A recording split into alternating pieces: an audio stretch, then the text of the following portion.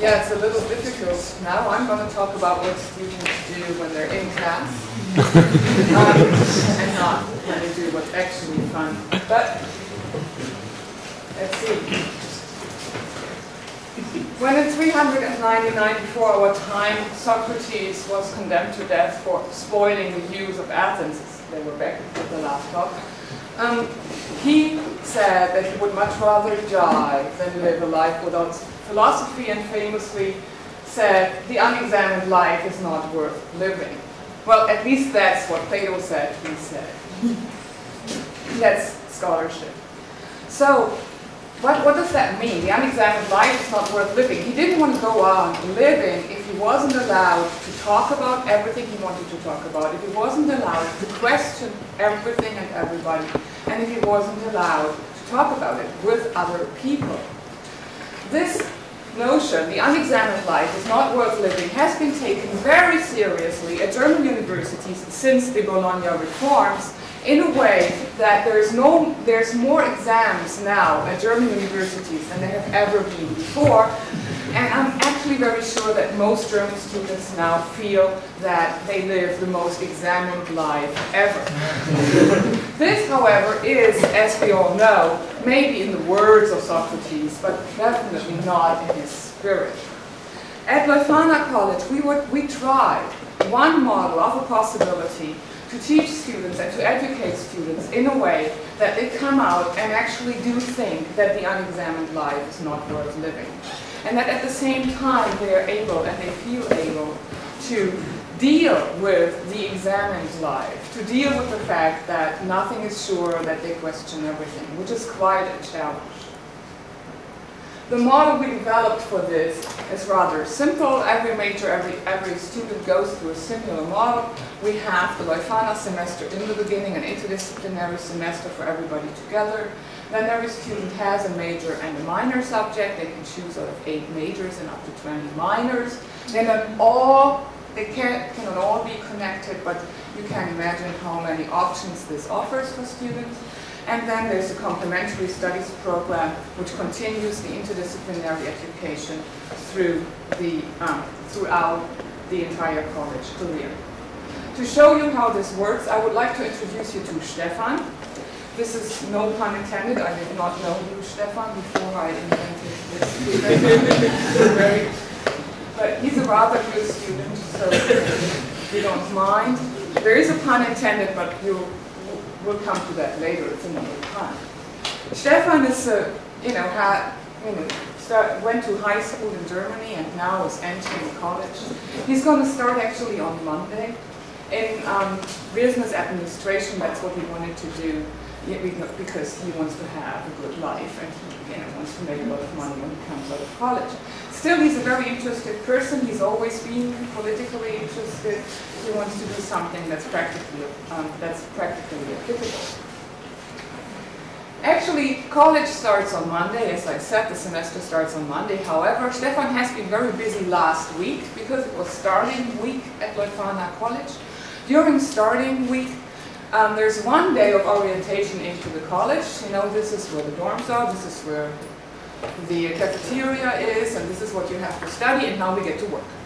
And during starting week this year, under the title Gesundheit, the students discussed new models and new ways out of the impasses in the German healthcare system.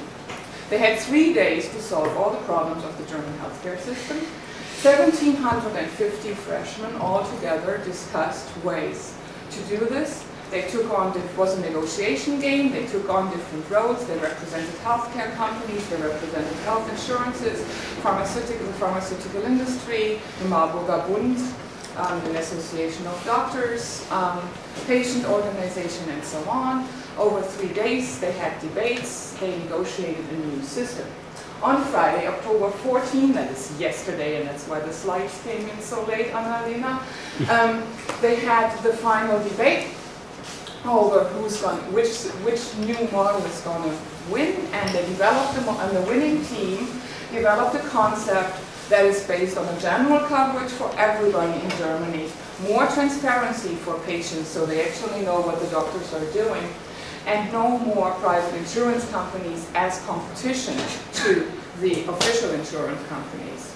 Stefan was on this winning team, so congratulations, Stefan. Now on Monday, he's going to start his Leuphana semester. The Leuphana semester is something where all the students at the college experience it together. It's an interdisciplinary semester where only two out of the 5 models that make up the Leuphana semester are disciplinary, all the others are interdisciplinary. On Monday, Stefan will start with a unit that's called Science and Responsibility. What is this all about? The Leuphana semester has the goal to introduce students into the thinking and into the habits of university life. It's away from school and into the university. While the school mindset is mainly about learning answers that teachers give us, university, as we understand it, is mainly about asking questions. The unexamined life is not worth living. Everything has to be taken into question. To some extent in scholarship, as we all know, once you find the answer, it gets sort of boring and you want to go on to the next question. This mindset, questioning everything, doing it collaboratively, but also doing it systematically and methodically, that's what we hope students learn together in the Leuphana semester. So, on Monday, Stefan takes a class in the responsibility unit, Science and Responsibility, where he visits a lecture together with all the other freshmen. They sit in one big lecture hall twice, actually, because there's so many of them, which is based on talks about the responsibility that science and scholarship has within society. It's mainly structured around sustainability and the questions of sustainability on all levels of society. Besides that, he has to take a project-based class where they do problem-based learning from the first day on.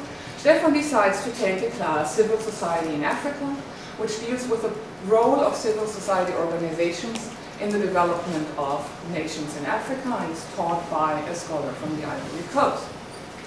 On Fridays, we first go on to the end of the week. Stefan has to take the unit Science and History. In this unit, he also has to take hear a lecture and visit a discussion class. The lecture, as Stefan finds out, is a true introduction into the Ivory Tower. It is called Health as Utopia, Illness as Sense, Intellectual and Historical Perspectives on Medical Action and Research. Stefan is not thrilled.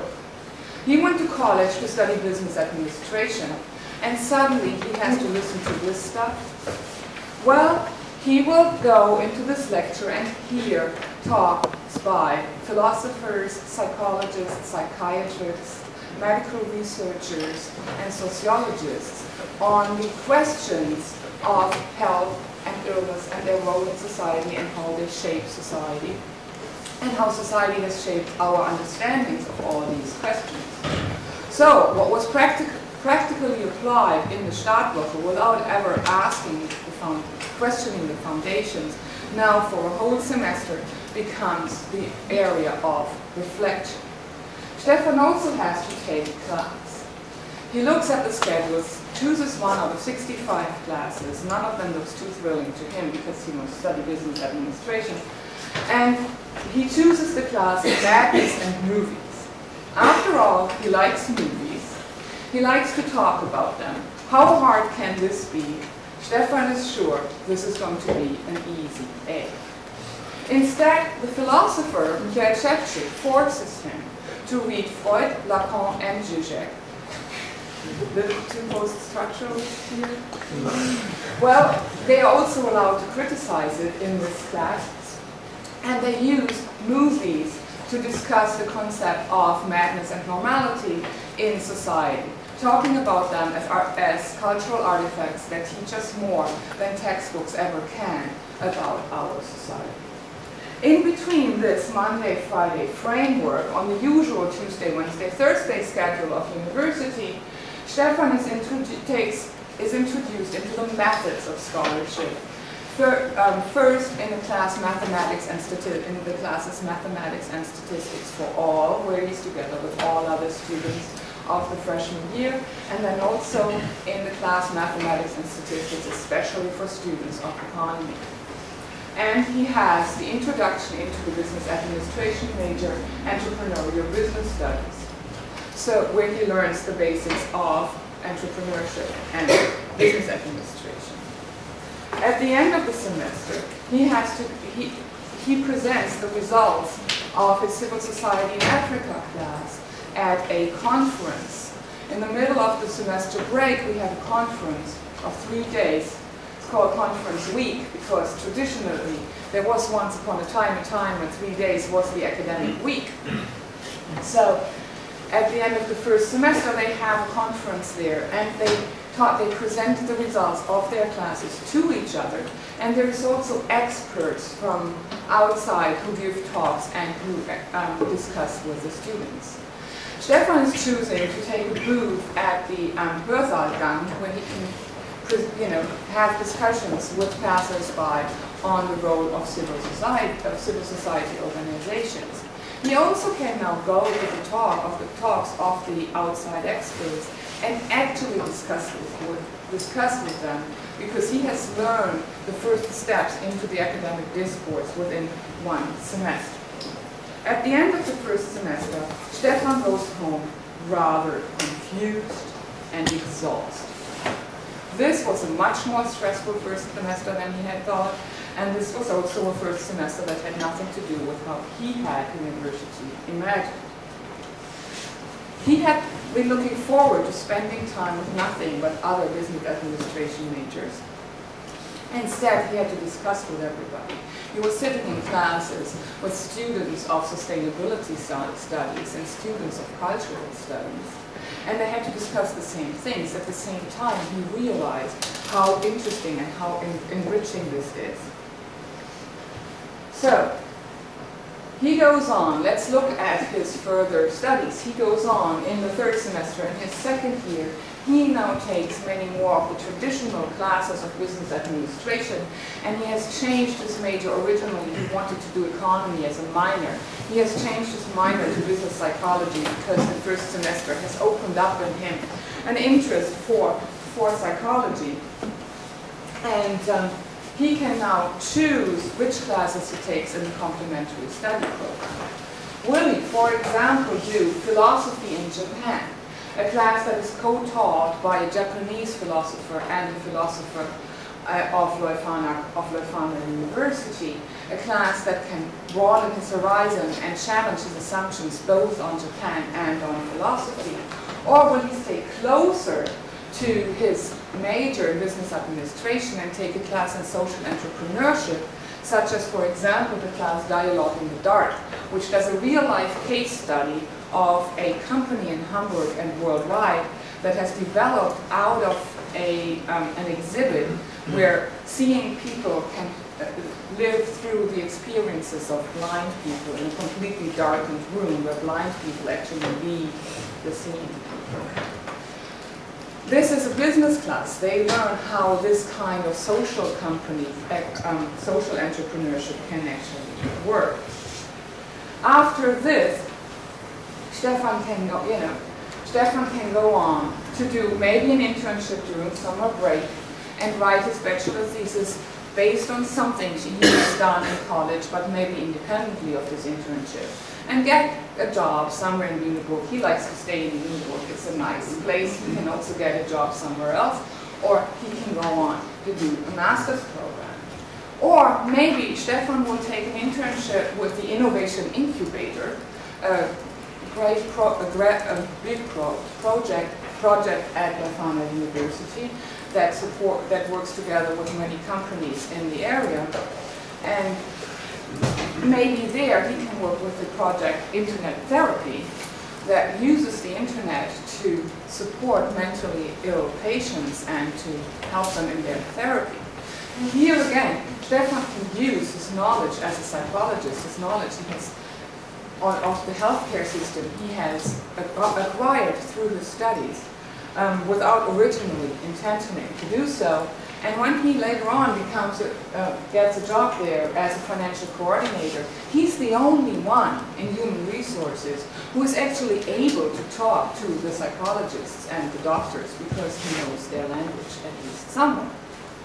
We don't know, maybe none of this will happen for him in his future. Maybe all the classes he has taken only help him to be a better team worker, only helped him to broaden his thinking and to deepen his thinking at the same time. Neither the student nor the university knows what a class will later on be good for. So you can guess what this is supposed to be. I'm going to tell you later. Why do we call this a college? Why do we have to come up with English terms for German things at German universities? And if there is a college, why would we think there should be a college within Germany? I think what we are achieving, what we're hoping to achieve, is a fusion and a synergy of the best parts of the American college education system and the best parts of the German university traditions. If we think of the tradition of the American college education, it has been almost from the beginning its goal to educate citizens for the democracy. At the same And so it offered a broad education and offered educated people to become thinkers and actors in a democratic society. The German university, on the other hand, was originally founded to educate civil servants for the bureaucracy of the monarchy. Within this system, the famous University of Alexander Humboldt developed. So, through removal from the real world, a free space was created in which people could think and freely develop. This space is often known as the Ivory Tower, and is often called the Ivory Tower as a rather pejorative term. I would like to use this term and turn it a little bit and use it in a less pejorative way. The Ivory Tower has the advantage of giving the space and the freedom to develop without application, without practical relevance being at the center of our thinking all the time. It's important for students at college to have the space and the time to develop and do something for themselves and not just always think about what is this going to do for me later on in life? What is this going to do for society? We don't know. The space has to be there. Alexander Humboldt talked about the development of the autonomous individual as one of the jobs of university. This autonomous individual can develop within this ivory tower, and then hopefully it can go out into the world as a citizen of the world, and use what it has developed and apply what it has developed in the ivory tower to the world out there. So if we plant the ivory tower in the middle of life and open its gates, it can have a very positive effect in both directions. In his 2005 commencement address at Stanford, Steve Jobs named, and now I'm coming to the last part of the title of my talk, Socrates and Calligraphy. In his 2005 Stanford address, Steve Jobs named a class in calligraphy as the most important class he took in college. Well, actually, Steve Jobs took this class after he had dropped out of college. Because like Stefan, his German namesake, could take all these classes while staying in college. They were actually requirements. Steve Jobs had to drop out of college to take classes that actually interested him. And he told in this commencement address that a class in calligraphy was the most important class he had ever taken in college. Well, how can a class in calligraphy actually be important for a young computer specialist, for an informatics student? Well, he will go on. He will go on to develop personal computers just like a lot of other people did. Just that when Steve Jobs developed personal computers, he did he came to the point where he had to develop fonts. And he developed fonts according to the rules of calligraphy that he had actually learned in college. To this day, we profit from that. You can imagine that without such classes, the slides behind me would look something like that. Some of you might still remember that. We might all still be writing in Korean. What's the message of this anecdote for our college story? I think what is important is that we will never know what will come out of the class. We will never know which class is important for students, which class is not. We will never know what actually the later life will bring them. Therefore, we should focus on what is in the moment at that time important for the students in college, how they can develop and how they can profit from it. Given the chances to do problem-based learning and debating and thinking on questions of the real world, opening the gates of the Ivory Tower, then using the space of the Ivory Tower for thinking. The students as citizens of the Ivory Tower have the opportunity, but also the means, to become citizens of the world, or in today's, with the theme of today's conference, concerned citizens of the world. Thank you very much.